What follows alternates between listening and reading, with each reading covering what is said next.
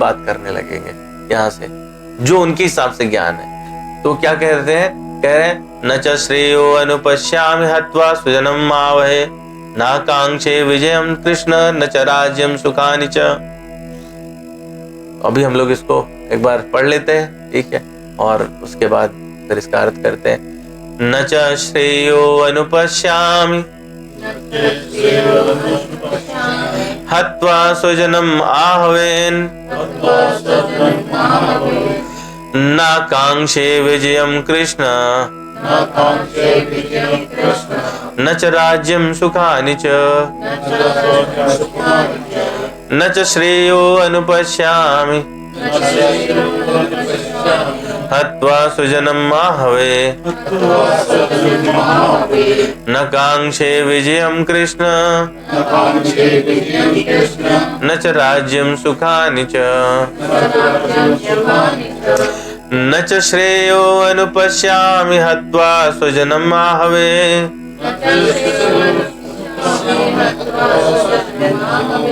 न कांक्षे विजयम कृष्ण न च राज्यम सुखानि च।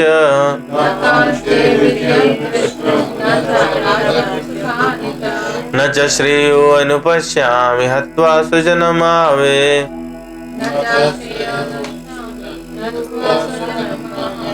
न कांक्षे विजयम कृष्ण न च राज्यम सुखानि च।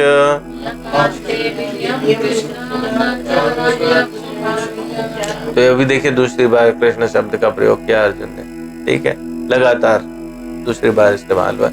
तो वो क्या बोले, अर्जुन क्या कह रहे हैं, इनका अभी और विषाद और मोह बढ़ गया है।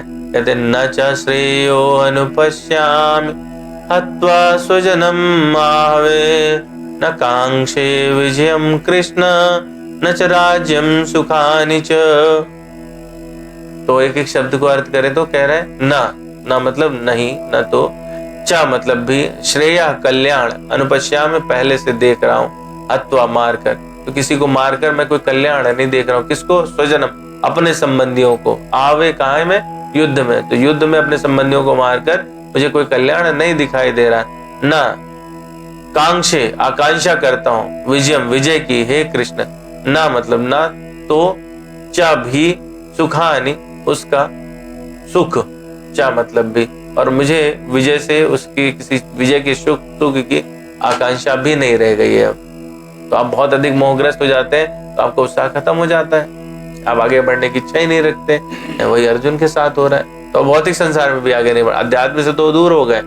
हमारी परिस्थिति है सारी ये, देखिए, ठीक है, कि अब भगवान से मुंह मोड़ा, उन्होंने कौरवों को देखा, कौरवों को देखने के बाद में उनके अंदर मोह उत्पन्न हुआ, कुटुंबियों के प्रति आसक्ति हो गई, यानी भौतिक संसार से आसक्ति हुई। जब आप भगवान को छोड़ करके अखंड से अपना जब व्यवहार और दृष्टि हटा के खंड पे डाल देते हैं, तो आपका जो मस्तिष्क, भावना इत्यादि सभी खंडित हो जाते हैं। तो वो उनमें हो रहा है, और वो धीरे धीरे वो आसक्ति प्रगाढ़ हो रही है। यही माया का प्रभाव है, आसक्ति प्रगाढ़ होती जा रही। तो अब वो क्या कह रहे हैं, अब वो भौतिक वाले संसार में भी आगे नहीं बढ़ना चाहते। कह रहे हैं कि हे कृष्ण, युद्ध, इस युद्ध में अपने स्वजनों का वध करने से ना तो मुझे कोई अच्छाई दिखाई देती है, और ना मैं उससे किसी प्रकार की विजय की, राज्य की, सुख की इच्छा रखता हूं।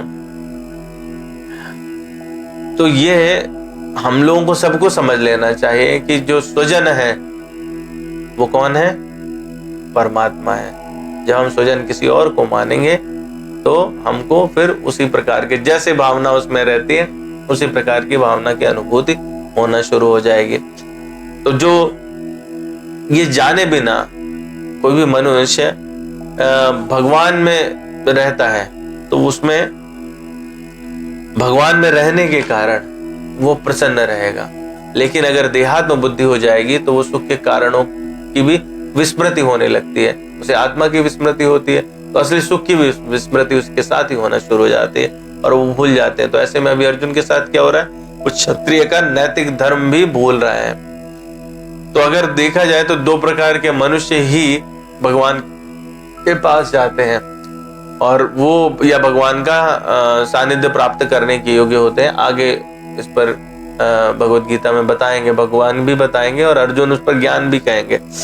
तो वो एक वो क्षत्रिय या वो व्यक्ति जो भगवान की आज्ञा से अपना कार्य करता है, जैसे अर्जुन कृष्ण की आज्ञा से युद्ध करेंगे, और दूसरा सन्यासी जो आध्यात्मिक अनुशीलन में रहता है।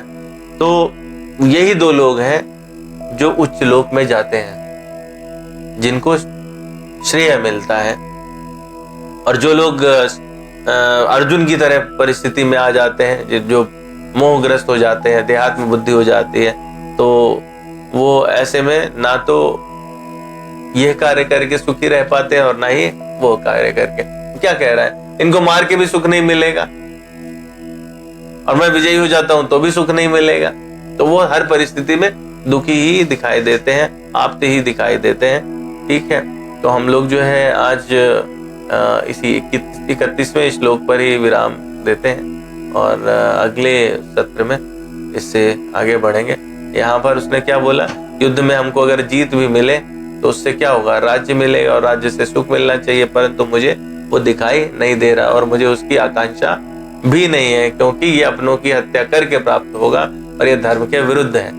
ऐसा अभी आगे अर्जुन बताने वाले हैं। तो हम लोग ये पूरा एक 5 श्लोक का बंच है, जो अगली बार प्रयास करेंगे कि वो 5 के 5 श्लोक हम लोग ले लें। तो बोलिए वृंदावन बिहारी लाल की जय, श्री सीताराम भगवान की जय, पवन सुत हनुमान की जय, गिरिजापति महादेव की जय। तो हम लोग जो है आरती से पूर्व 2 कार्य हमको करने हैं। एक एक क्या करना है हरिहर जी, महात्मा, बहुत बढ़िया, पिछली बार इन्होंने हमको याद दिलाया था। तो ये रखा था वैसे, लेकिन आज हम लोग वहां तक पहुंच नहीं पाए। इस श्लोक को हम डिसाइफर करेंगे तो लंबा समझ जाएगा, इसलिए रोक दिया। तो पहले हम लोग महात्म्य पढ़ लेते हैं, इसके बाद में थोड़ा सा भगवत नाम लेंगे और फिर हम लोग, ठीक है। गीता शास्त्रम इदम पुण्यम या पठेत प्रयता पुमान विश्व। हाँ चलिए ठीक है, ये अच्छा है। मैं पढ़ता हूँ, आप रिपीट करिए, दिस इज गुड। गीता शास्त्रम इदम पुण्यम यः पठेत प्रयता पुमान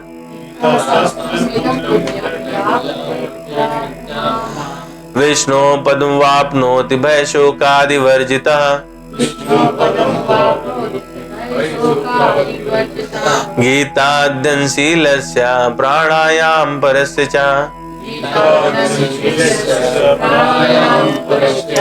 नैव सन्ति हि पापानि पूर्वजन्म कृतानि च।